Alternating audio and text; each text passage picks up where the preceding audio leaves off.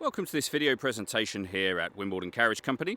Here we have the Mercedes-Benz A200d on a 16 plate. I'm going to start off by showing you around the outside of the car, and then we'll hop in and run through some controls on the inside.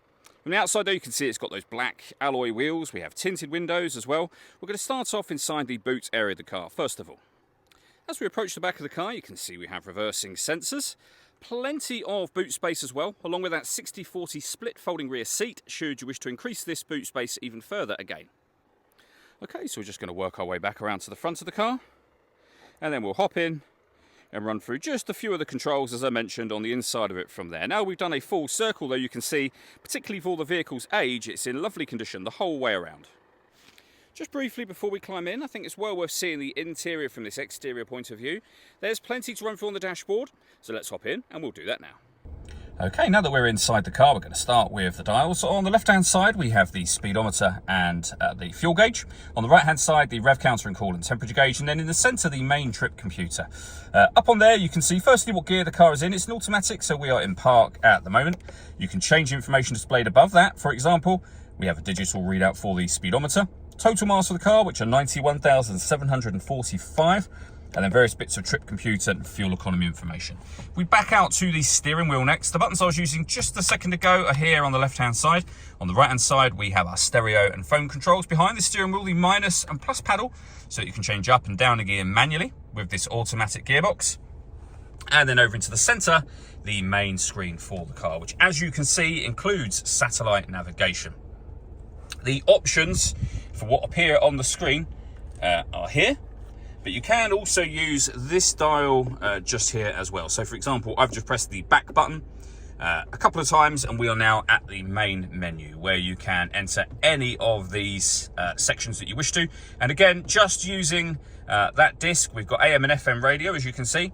We can listen to our own music under the media heading. And again, using the wheel, you can see there we've got CD player. We have a SD memory card. You can plug in a USB device as well. So plenty of ways to listen to your music. And I say all of that was being done using these buttons just here. You can press these ones. So if you wish to, for example, you can access, for example, there you see me hit telephone. We're then on the telephone menu. So you can pair up your phone where you can then make and receive phone calls, as well as streaming your music wirelessly as well. Below the screen, we have the buttons I went through just a moment ago. The CD player, the main volume for the stereo. We have a heated driver's seat with 3 different heat settings, and the same for the passenger side as well. You can turn the parking sensors on and off, the stop and start on and off, hazard warning lights on and off, and you can change the driving setup of the car. We then have dual zone climate control. So we can adjust the passenger and driver temperature.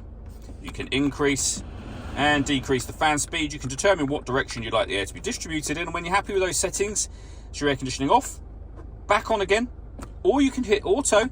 The car will then take full control of the fan speed and direction of the air to maintain those temperatures. Any manual adjustment will override auto and allow you to put it back on whatever setting you want that on here. We have some storage, a 12-volt charging socket, a bit more storage in here as well. The last thing I want to run through is some of the paperwork we hold for the car. So you can see the V5 registration document there. The key that you're looking at is the spare key for this vehicle. If the car requires an MOT within the 6-month period at the point at which we sell it, we will also do that for you. And you can see the service book here with stamps for 2017, 19, 20, 21, 22, 23 and 24 as well. All that leaves me to say is thank you for taking the time to watch this video. If you'd like to come and see the car for yourself and have a test drive, or you'd like a live bespoke video tour of the car, please feel free to give us a call here at Wimbledon Carriage Company. We'd love to hear from you soon.